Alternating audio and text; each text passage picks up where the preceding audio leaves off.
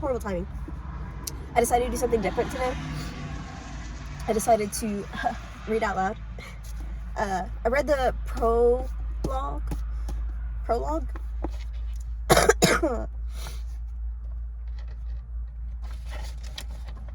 I read the prologue of John Dies at the end. I thought it was really funny. And I thought the main character would be John. Turns out the main character is a guy named David, but he works with John. And I think they're Ghostbusters, or I don't know. But the prologue starts off with David gets a phone call from John, and he says, "Hey, come over," but he says it in code. But the code is like, we're gonna kill that prostitute on the street. But that means like, get over here fast. And oh, by the way, we're gonna kill the president tomorrow, which means grab me some cigarettes on your way over. I thought that was pretty funny. And they go to David goes over to John's house, and they meet with this girl named Shelly, and she goes, "Oh, my boyfriend, I'm scared of my boyfriend. We broke up, and I'm scared my parents are on vacation, and I'm scared he's gonna get me." And they're like, "Okay, yeah, we'll totally help you." And she's like, "Oh, but the problem is he's been dead for 2 months." So they go over to Shelly's house, and they're like, where have you seen him? She goes, "Oh, he's in the basement, but I'm not going down there. I'm scared." So they're like, okay. So they go down to the basement, and then all of a sudden they realize that they have different views, or they have different descriptions of Shelly. So they start freaking out. They go upstairs, and as they're going upstairs from the basement, Shelly's there sitting on the staircase in the basement, and then her body just turns to snakes. And then they try to leave. They can't leave. There's now a figure of meat just becoming a human, and this meat points at like David. He's like, "I'm gonna come get you." Turns out he mistaken him for somebody else. So they call this magician, I think it's a magician, or this like ghost hunter from the Discovery Channel. They put him on the phone with this meat guy, which is like his head is a turkey, body of a turkey. So they put the phone up to this turkey, and then all of a sudden this body of meat just and dies. And then that's the end of the prologue, and that leads us to chapter 1. The levitating Jamaican, quotations around Jamaican. They say Los Angeles is like the Wizard of Oz. 1 minute it's small town, monochrome neighborhoods, and then boom, all of a sudden you're in a spiraling Technicolor freak show dense with midgets. By the way, I usually don't read out loud, but I feel me reading out loud would help me with talking, because I'm used to mumbling. So I think this would really help me with my dictation. So just to let you know, I'm not the best out loud readers. Dense with midgets. Unfortunately, this story does not take place in Los Angeles. This place I was sitting was a small city in the Midwest, which will remain disclosed for reasons that will become obvious later.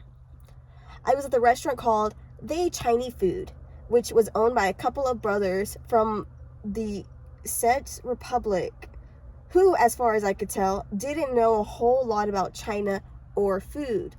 I had picked the place thinking it was still the Mexican bar and grill, and it had been the previous months. In fact, the change was so recent that one wall was still covered by an incompetent mural of a dusky incompetent. See, guys, this is the American education at its not the best, but this is American education. This is just the plain American education. Covered by an incompetent mural of a dusky woman riding a mule and proudly flying the flag of Mexico, carrying a carton burrito the size of a pig under her arm. This is a small city, large enough to have 4 McDonald's, but not so big that you see more than the occasional homeless person on the way.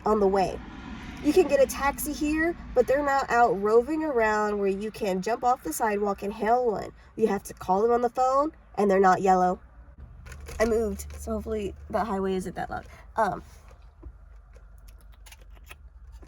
They're not. The weather varies explosively from day to day in this part of America. The jet stream undulating. The jet stream's undulating over us like an angry snake god. By the way, if I ever get any words wrong, please don't be scared to tell me the proper pronunciation. I won't be offended because I know I'm stupid. I'm just trying to learn. Jet stream undulating over us like an angry snake god. I've seen a day when the temperature hit 108 degrees, another when it dipped 18 degrees below zero, another day when the temperature swung 40 degrees in 8 hours. We're also in a tornado alley, so every spring swirling, howling charcoal demons materialize out of the air and shred mobile homes as if they were dropped in huge blenders. But all that aside, it's not about town. Not really. A lot of unemployment, though. We've got 2 closed factories and a rotting shopping mall that went bankrupt before it ever opened. We're not far from Kentucky, which marks the unofficial border to the south, so no one sees more than enough pickup trucks decorated with stickers of Confederate flags and slogans proclaiming their brand of truck is superior to all others. Lots of country music stations, lots of jokes that contain rire to others. A lot of country music station. Superior to other. Okay, I started reading the other sentence. Okay, sorry. Lots of country music stations. Lots of jokes that contain the N-word. It says it, but I'm not going to say it. That contains the N-word. A sewer system that occasionally backs up into the street for some unknown reason. Lots and lots of stray dogs around. Many with grotesque Deformities. Okay, it's a shithole. There's a lot of things about this disclosed city that the Chamber of Commerce won't tell you. Like it's the fact that they have more than quadruple the rate of mental illness per capita than any other city in the state.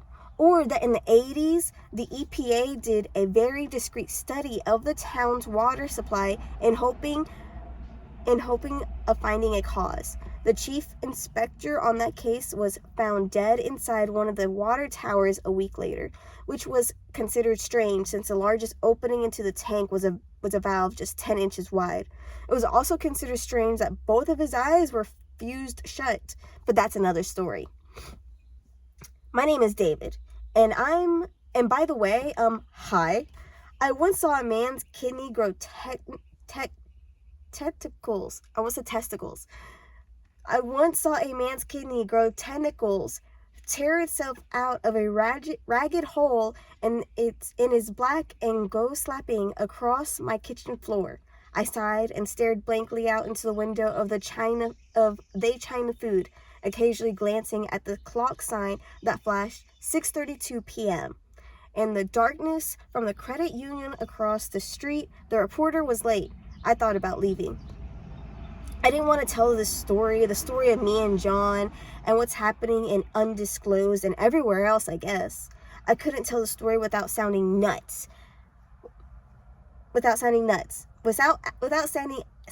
as nuts as a nut bush or whatever nuts grow from. I picture myself pouring my heart out to this guy, ranting about the shadows and the worms and the Korok and the Fred dust blabbling away under the wall-sized portrait of a badly drawn burrito.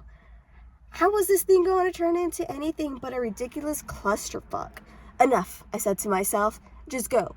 When you're on your deathbed, you're gonna wish you could get back all the time you spent waiting for other people. I started to stand, but stopped myself halfway up. My stomach flinched as if cattle prodded. I felt another dizzy spell coming on.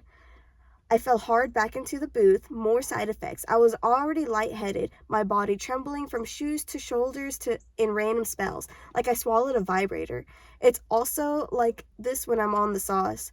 I dosed 6 hours ago. What's the sauce?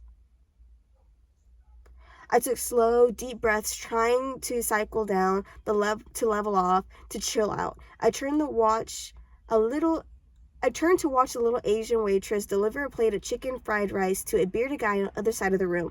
I squinted. In half a second, I counted 5,829 grains of rice on her plate. The rice was grown in Arkansas. The guy who ran the harvester was nicknamed Cooter. I'm not a genius, as my dad and all my other teachers in undisclosed Eastern high school will inform you with even the slightest provocation. I'm not a psychic either, just side effects, that's all. The shakes again, a quick, fluttery wave like the adrenaline rush you get when you lean your chair too far past the tipping point. Might as well wait it out, I guess. I was still waiting on my flaming shrimp reunion, a dish I ordered just to see what it looked like. I wasn't hungry. A flatware set was wrapped in a napkin on the table in front of me. A few inches away was my glass of iced tea. A few inches from that was another object, one I didn't feel like thinking about right then.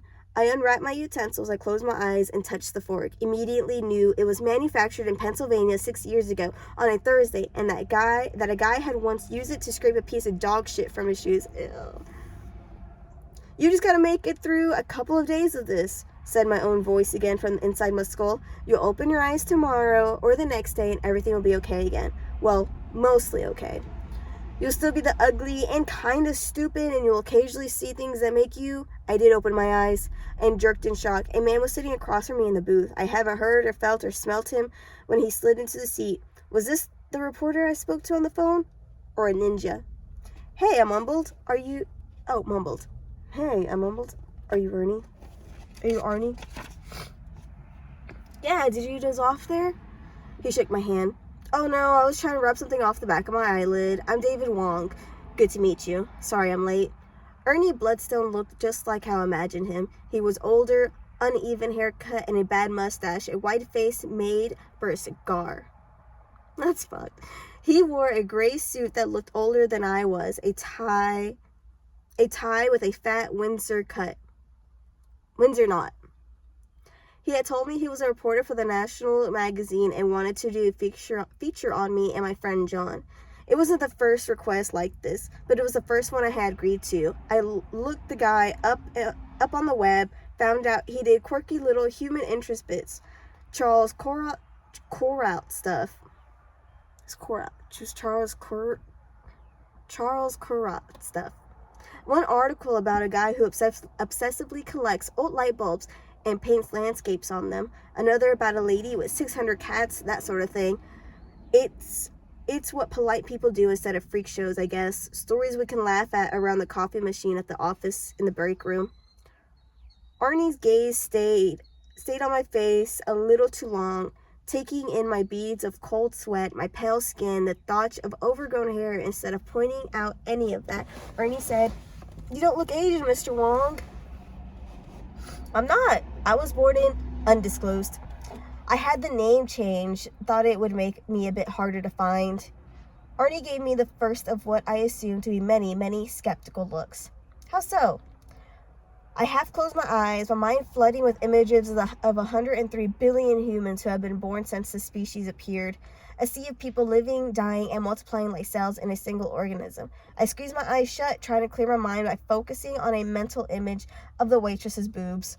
I said, Wong is the most common surname in the world. You try to Google it, you got a shitload of results to shift through before you get to me. He said, okay, your family lived around here? Getting right to it then. I was adopted, never knew my real dad. You could be my dad for all I know. Are you my dad? I don't think so. I try to figure out if these were warm-up questions to prime the interview pimp, or if he already knew. I suspected the latter. Might as well go all in. That's why we're here, right? My adopted family moved away. I won't tell you where they are, but get out your pen and you'll want to write this down. My biological mother, she was institutionalized. That must have been hard. She was strung out, crank addict, cannibal, devil with vampirism, shamanism. My mom, she worshipped some major devil when I was a toddler.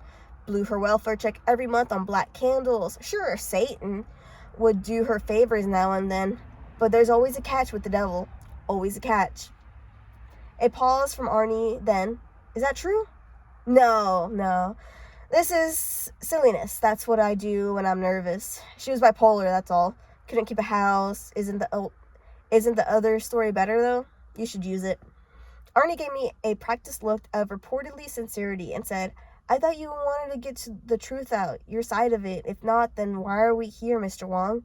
Because I won't let women talk me into things. You're right, sorry. Now, since we broached the subject, you spent your senior year in high school in an alternative program?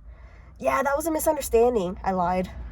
They had this label, emotionally disturbed, that they put on you, but it was just a couple of fights. Kid stuff, no charge or anything. Craziness is not hereditary. Arnie eyed me. Both of us aware of the fact that juvenile records are sealed for public viewing and that he would have to take my word for it.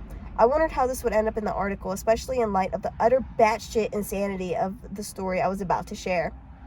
He moved his gaze to the other object on the table. From his perspective, a small, innocent-looking container. It was about the size and shape of a spool of thread, made of flat, brushed metal. I rested my fingers on it.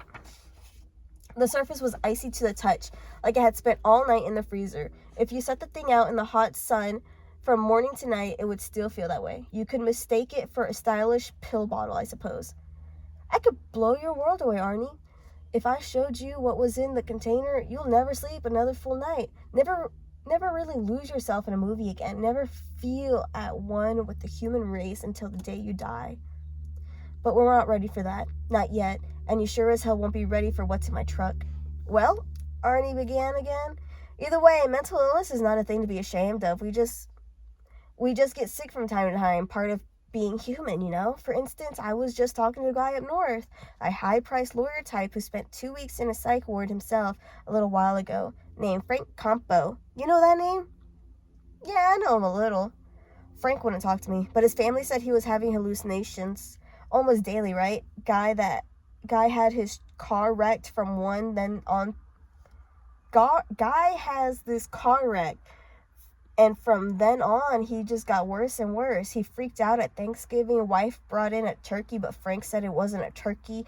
Frank saw a human baby curled up on the platter, cooked to a golden brown, stuffing jammed in its mouth. He went nuts. He wouldn't eat for weeks after that. He got to where he was having incidents every few days. They figured it was brain damage, you know, from the accident, but the doctors couldn't do squat, right? Yeah, that's about it. You skipped over the weirdest part, Arnie. What caused the accident in the first place and what he saw in the car. By the way, it says in the prologue, what he saw in the car were just a bunch of spiders, and he was scared of spiders. So, sorry. So he gets in a wreck, and then people pull him out, and he's like certain that there's spiders in the car. And now, Arnie said, he's cursed. Is that what they say? Good for him then. Good for Frank. And they swear that it was you and your friend who cursed him. Me and John? Yeah, we did what we could, but good for Frank. I'm glad to hear that he's okay. A little smile played on Arnie's lips. Acidic. Look at the crazy man with the incompetent crazy man haircut and his little pill bottle and his crazy fucking story. How many decades of cynicism does it take to forge that smirk, Arnie? It makes me tired of looking at it. Tell me about John. Like what? In his mid-20s, we went to school together. John isn't his real name either. Let me guess. The images start to rush in, the mass of humanity spreading across the globe over centuries of a time-lapse video of mold taking over an orange. Think of boobs. Boobs, boobs, boobs. John is the most common first name in the world. That's right, I said. And yet, there's not a single person named John Wong. Look it up. You know, I work with a John Wong. Oh, really? Let's move on, said Ernie. Probably making a mental note that this David Wong guy isn't above making shit up. Holy crap, Arnie, just wait until you hear the rest of the story. If your bullshit meter is that finely tuned, a few minutes, it's liable to explode and take half a city block with it. A guy's already got a little bit of a following, don't you? He says, you guys already got a little bit of following, don't you? He said. flipping back to a page in a little notebook already riddled with scribbles. I find a couple of discussion boards on the web devoted to you and your friend. Your hobby, I guess? So you're what, sort of spiritualist, exorcist, something like that? Okay, enough farting around. You have 83 cents in your front pocket, Arnie, I said, quickly. 3 quarters, a nickel, 3 pennies. 3 pennies are dated 1983, 1993, and 1999. Arnie grinned the superior grin of the "I'm the smartest man in the room" skeptic, then scooped his coins out of his pocket. He examined the contents, confirmed I was right. I coughed out loud and brought his fist down on the table, my utensils clicking with the impact. Well, I'll be damned. That's a neat trick, Mr. Wong. If you flick the nickel 10 times, I continue, you'll get heads, heads, tails, heads, tails, tails, heads, tails, tails. I'm not sure I want to take the time to... For a brief moment, I considered taking it easy on Arnie. Then I remembered the grin I unloaded. Last night you had a dream, Arnie. You were being chased through a forest by your mother. She was lashing you with a whip made of knotted pennies. Arnie's face fell like an imploded building. As much as I hated the expression on his face a few minutes ago, I love this one. That's right, Arnie. Everything you know is wrong.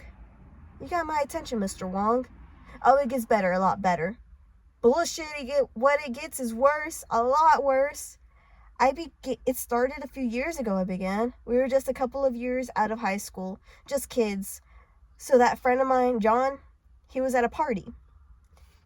John had a band back in those days. The party was happening Woodstock style in a muddy field next to a lake in a town few minutes outside of undisclosed city limits. It was April of that year, and the party was being put on by some guy for his birthday or whatever. I don't remember. John and I were there with this band, 3-Armed Sally. It was... I'm sorry, that's kind of silly. It's kind of Sally. It was around 9 o'clock when I strode out to the stage with the guitar slung over my shoulder, greeted by a smattering of unenthusiastic applause from 100 or so guests. The stage was just a grid of wooden pallets laid together on the grass, orange drops cords snaking underfoot from the amps to nearby shed. I glanced around, saw a set list taped to one of their crackly old PV amplifiers. It read, Camel Holocaust, Gay Superman, Stairway to Heaven, Love My Sasquatch, 13 Reasons Why I Dislike Chad Wellsberg, Love Me Tender. We took our places. It was me, Head, the drummer, Wally Brown, bass, Kelly Smallwood, bass, the Munch Lombard, bass. John was lead guitar and vocals, and he wasn't on stage. Not yet. I should let you know that I had no idea how to play the guitar or any other musical instrument, and the sound of my singing voice could probably draw blood from a man's ear and perhaps kill a dog outright. I stepped up to the mic. I want to thank all of you for coming. This is my band, 3-Armed Sally, and we're here to rock you like the proverbial hurricane.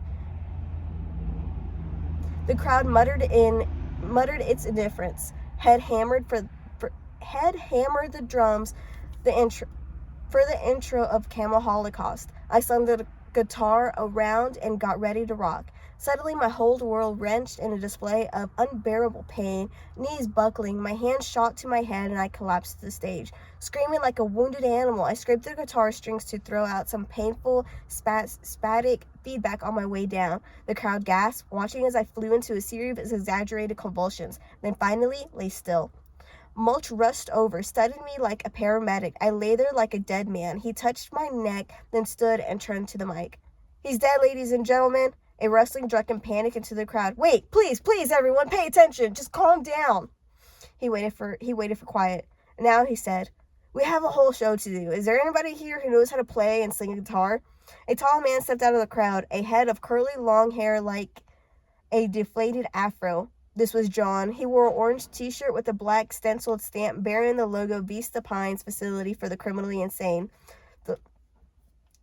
The last 2 words had been crossed out with a black magic marker, and the words "not insane" were scrawled crazily over it.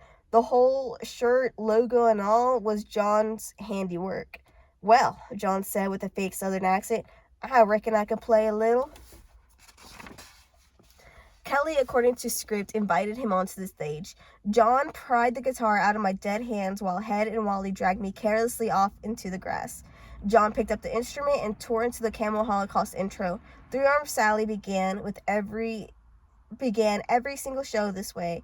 I knew a man, I made that part up. Hair, Camel Holocaust, Camel Holocaust. The whole bit was something John had came up with, the man having a terrible habit of carrying his drunken 3 a.m. ideas even after daylight and sobriety came. It was almost 3 a.m. for John. I turned onto my back and stared.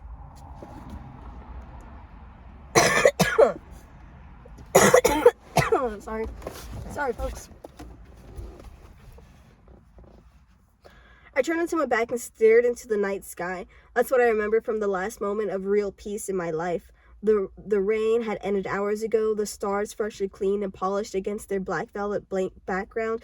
The music drummed through the ground, and the cool moisture of the grass soaked up through my sweatshirt as I gazed into the twinkling jewels of infinity, all spit shined by God's shirt sleeve. And then the dog barked and everything turned to goat shit. It was rusty red, maybe an Irish setter or a red Labrador or a Scottish rust dog. I don't know my dogs. 10 feet of thin chain trailed off its collar, bounding around the partygoers, a bundle of manic canine energy, drunk on the first freedom of its life. It squatted and peed on the grass. It squatted and peed on the grass, rode over to another spot and peed there too, making this whole world its territory. It came toward me at a trot, the chain hissing through the grass behind it. It sniffed around my shoes. I decided I was dead, I guess, and began snuffling around my pockets to see if I had died with any beef jerky on me. It recoiled when I reached to pet it, a catty, don't touch the hair look on its face, a brass tag on its collar, etched with a message, I'm Molly. Please return me to, with an address and undisclosed listed below, at least 7 miles from home. I wondered how long it had taken the animal to etch that tag. The dog, having nothing else to gain from our relationship, trotted away. I followed it, deciding the spot that I would load up the dog and return it to its owners, who were probably worried sick about it. Probably a family with a little girl crying her eyes out waiting for it to come home. Or a couple of sorority girls. Or a couple of sorority girls dealing with their grief through a series of erotic massages. It's hard to look cool chasing after a dog, especially since I sort of run like a girl anyways. The dog pitched annoyed glances back my way as I trotted after it, picking up speed each time. I wound up taking a circuitous path.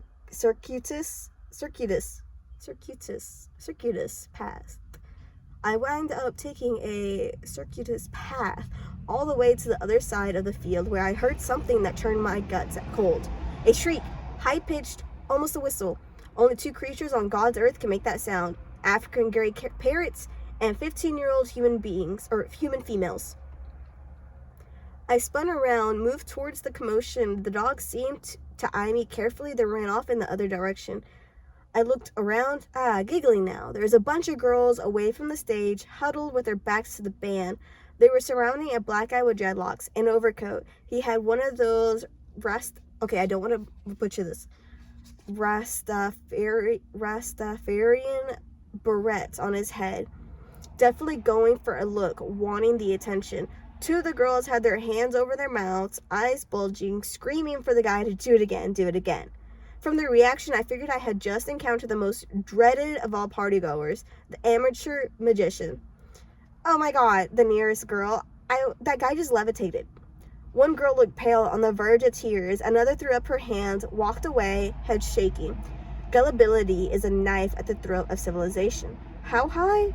I asked blandly. The Jamaican turned his gaze on me, trying to pull off the piercing stare of the exotic voodoo priest. It was an expression that was supposed to make me hear theremin music in my head. You gotta love the spectacle, man, the guy said in a rubber accent that was part Jamaican, part Irish, part pirate. Show him, screeched a couple of the girls. I'm not sure why I feel the need to rain on this kind of parade. I like to think I'm standing up for skepticism, but in reality, I was probably just pissed that this guy was gonna have sex tonight and I wasn't. What, about 6 inches above the grass, right? I asked him. Baldussi levitation, made famous by the magic hack David Blaine in his television special. All you need is some strong ankles and a little acting, right? And a stupid, drunken audience.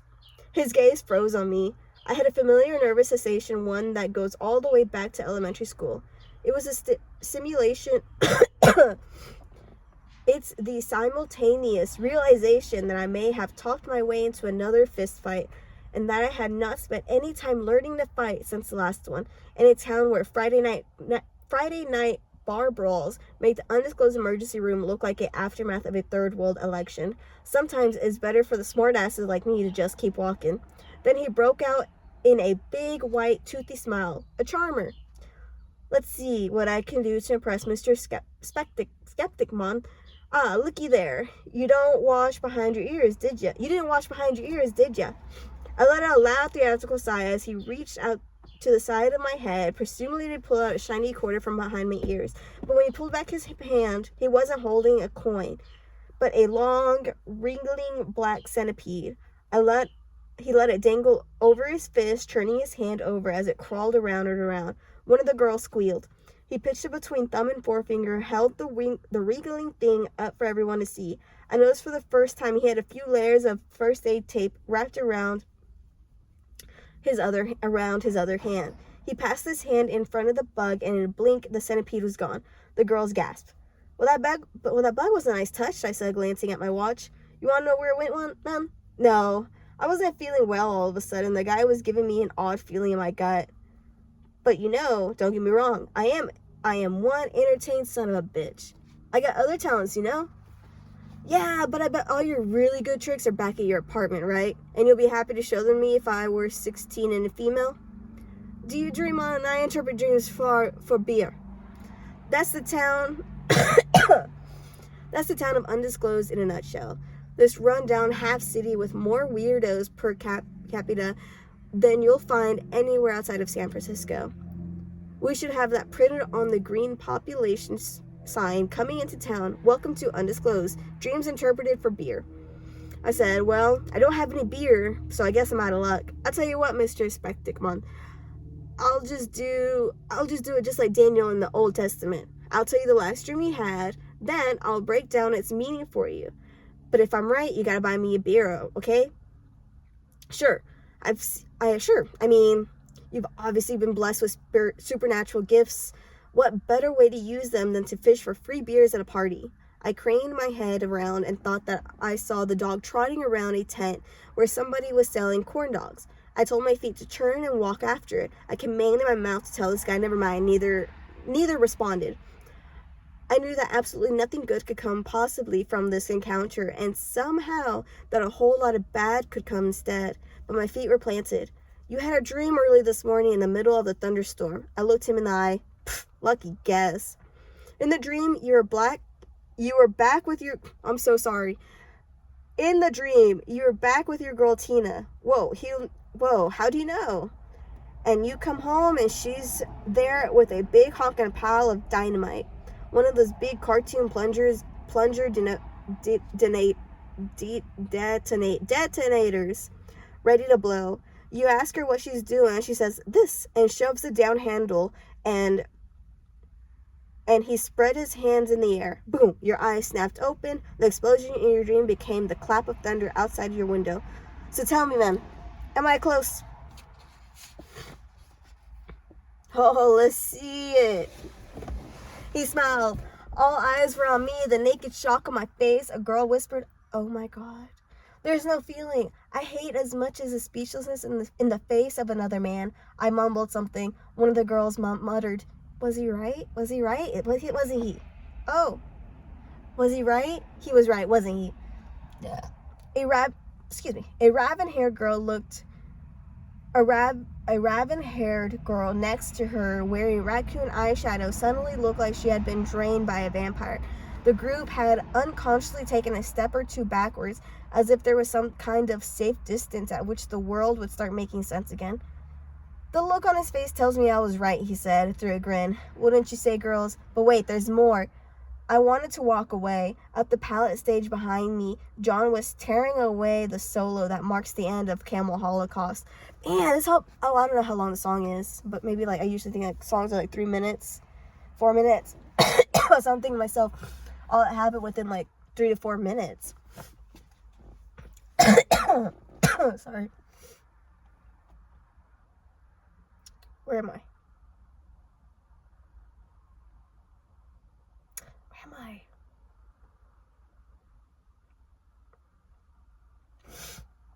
Oh, there it is. Up on the pallet stage behind me, John was tearing away the solo that marks the end of Camel Holocaust, rapping some impromptu lyrics all over the cacophonous drums of Head. The entire show is one big drum solo in my mind. Gold and the band's thunderous triple threat bass. I've been to a lot of concerts, everything from garage bands to Pearl Jam. Maybe my opinion is biased, but I would have to say that 3-Armed Sally is the shittiest band I've ever heard. You can guess the meaning of the dream on the girl laying in wait for you, ready to wreck your whole world again. But the dream be tell you something else too.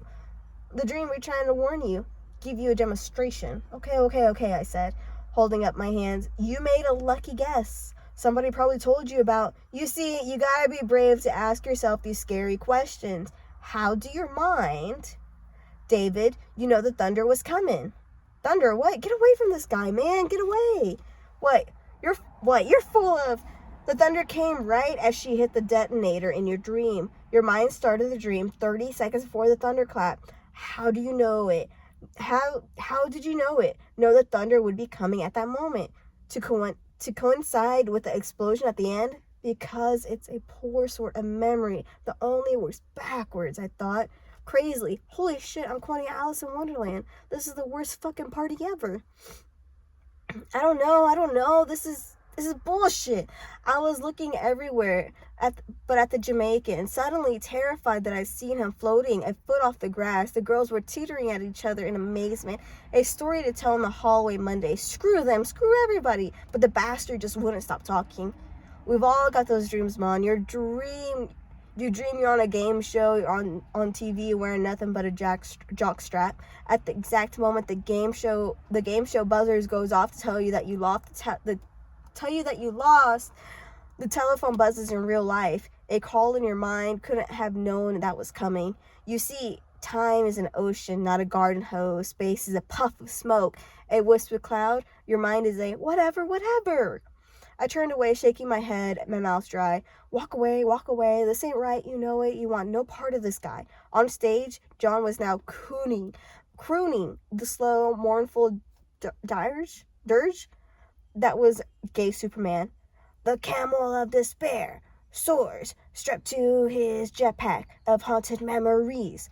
You want me to tell you where your daddy really was when you were in the hospital with that broken leg? He said to my back. This stopped me, my guts turning to ice again.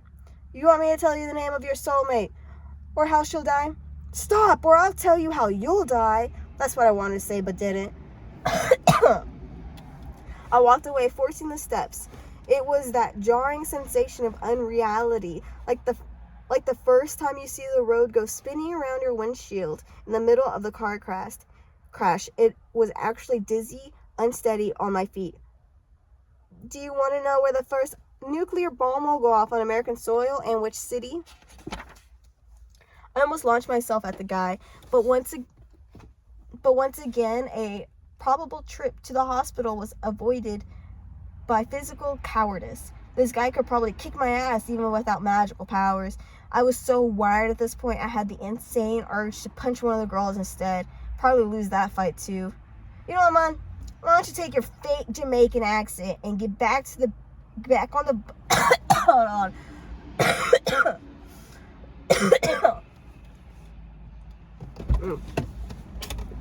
Okay.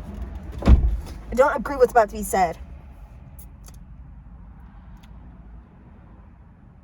and get back on the boat to fake Jamaica. As another thing that would have been cool to say, I thought, and had I thought of it. Instead, I sort of mumbled and made a dismissive motion with my hands. I stumbled into the crowd, acting like the conversation failed to hold my interest. Hey, he shouted after me. You owe me a beer, man. Hey! Gypsies and psychics and tarot readers have hundreds of generations of practice in their act, and practice it is all it is. Cold reading, wishful thinking, deductive reasoning. Throw out some general statement that could apply to any person on this earth. I'm sensing that something is troubling you. You're amazing. Yes, it's my husband. And the marks tell the rest. But the fake Jamaican had no way of knowing what he knew, no possible way. I watched my shoes mash through the weeds. This man had ruptured the thin fabric of all I believed to be. I walked right into a girl, broadsided her, felled her like a tree. I saw to my horror it was Jennifer Lopez. Whoa. Okay, I'm gonna turn the car on real quick and plug in my phone because I think I'm on like less than 10%. It was Jennifer Lopez. You know how to tell if you've been single for too long? When you help a girl to her feet and get a rush of excitement for 2 seconds, you hold her hand on the way up. Gee, sorry, I said as Jennifer picked up her beer bottle. I was walking away from a, voodoo thing, flying voodoo man. She was in denim shorts, a tank top, hair in a ponytail. I guess I should point out that this was not the famous Jennifer Lopez, but rather a local girl I was fond of who happened to have the same name. I guess it would have made a better story if it turned out to be the singer/actress. If you want to picture J-Lo, whenever I mention this girl, feel free, even though my Jennifer only looked like a famous one when she was walking away from you. She worked as a cashier at Home Depot these days, and I made it a point to show up in her lane, buying the manliest items in her store. In my apartment, I now had an axe, 3 bags of cement mix, and 3 different crowbars. On the last visit, I bought a 10-pound sledgehammer and, looking disappointed, asked her if she had a bigger one. She didn't answer, not even to count back my change. As she brushed grass clippings off her butt, I felt the intense urge to reach over and help her. I managed to restrain myself. Holy crap, there's no mood-changing substance on earth like testosterone. I'm really, really, really sorry, okay? Yeah, I spilled my Zima a little bit, but what are you doing here? Just, party, she gestured vaguely with her hand at the crowd and music. Well, good seeing you. She's walking away. Say something. I'm here with the band, I said, following her while using the most casual, non-following stride I had in my walking repertoire. She glanced at the band, then back at me. They started playing without you, right? You wanna come in front, Charlie? Come here? Yeah? They started playing without you, right? No, I don't like playing an instrument or anything. I'm just, you saw me at the beginning there. I was the guy that fell down and died. Well, I just got here. She walked a little faster. She's getting away. Tackle her! Well, I said after her, I'll see you around. She didn't answer, and I watched her walk away intently. She met up with some blonde kid in droopy pants, a sideways ball cap, and a band t-shirt. The whole sequence depressed me as much as I didn't think about the float. The whole sequence depressed me so much I didn't think about the floating Jamaican guy until 3 hours later. John and the crew were packing their scratched up equipment into a white van with the words "Fat Jackson Flat Wagon" spray painted on the side. That was the name of the band before they changed it a few months ago. Dave, said John, look, can you believe how much sweat I have on my shirt? That's something, I said. We're all meeting at the One Bulk. You coming? That's the One Ball Inn. That's the One Ball Inn, a bar downtown. Don't ask. No, I said, I gotta work in 7 hours. John had work too. We both worked the same shift at the same video store. John had been through 6 jobs in 3 years. By the way, some girl came up behind John and put her arms around him. I didn't recognize her, but that was normal. Yeah, me too, he admitted. But I got to buy Robert a beer first. Who? The black guy? John gestured toward a group of 5 people, 3 girls and 2 dudes with their backs to me. One was a huge guy with red hair. Next to him was a rainbow beret and dreadlocks of my voodoo priest. See him? He's the one with the white tennis shoes. No, not only did I see him, but he turned around. He made eye contact and shouted, "You owe me a beer, man!" That man likes beer, said John. Hey, I heard there was something from a record company out there tonight. I don't like that guy, John. There's something not right about him. You like so few people, Dave. He's cool. He bet me a beer after he could guess my weight. Got it on the first try. Amazing stuff. How do you know how much you weigh? Not exactly, but he could have been off. But he couldn't have been more off than a few pounds. First of all, never mind, John. The guy does an accent. What kind of person goes around like that? He's phony. Also, I think he might be into something. Come on. Into something? You were so quick to judge. Have you thought that maybe he was raised by his father, who is a fugitive from the law, and that to conceal his identity, his father had to fake an accent, and that maybe young Robert learned how to talk from his dad, thus adopted the fake accent? Is that what he told you? No. Come on, John. My car's behind the trees back there. Come with me. Are you going to the one ball? No, obviously not. Then I'm riding with head in the flat wagon. You're still welcome to come if you want. I declined. They loaded up and left. I felt a little abandoned. There was nobody else I really knew there, so I wandered a bit, hoping to run into Jennifer Lopez, or at least that dog. I did find Jennifer. She was sitting in a cherry red 65 Mustang making out with a blonde kid. He looked barely old enough to drive. This made me furious for some reason. I sulked my way back to my underfed Japanese economy car, shoes kicking up little sprays of moisture from the tall grass as I went. The dog was waiting for me, right there by my door, like it couldn't understand what had taken me so long. I unlocked my door and Molly leaped into the passenger seat. I gawked, half expecting the dog to reach around with her teeth and pull down the seatbelt. She didn't, just waited. I flung myself down into the little Hyundai, feeling like 1,000 questions were squirming around my gut. I dug into my pocket for my car keys. I pulled my hand out and screamed. Not a full-fledged female victim of a slasher movie scream, just a harsh, rasping wah on the palm of my hand. Etched into his skin was a phrase, "You owe me one beer." I sat there in the dark, staring at my hand. I did this for several minutes, felt my stomach clench, then decided to lean out the door and vomit into the weeds. I spat and opened my eyes, saw movement in the puddle. There's something long and black and wiggling. So that's where the centipede went. I squeezed my eyes shut and leaned back into my seat. In that moment, I decided to go home and crawl into bed and pretend none of that had ever happened. Telling the story now, I attempted to say something like, who would have thought that John would help bring about the end of the world?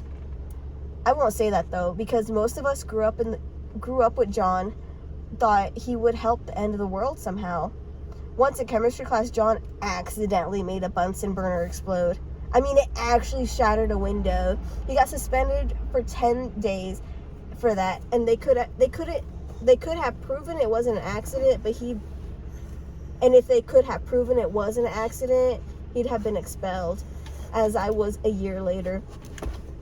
He was kicked out of art class for submitting very, very detailed charcoal nudes of himself, only with about 6 inches added to his genitalia. He broke his wrist after a fall while trying to ride a friend's van like a surfboard. He had burn scars on the back of his thighs from what he told me was a mishap with homemade fireworks, but what I believe was the results of his and some friends' attempt to make a jetpack.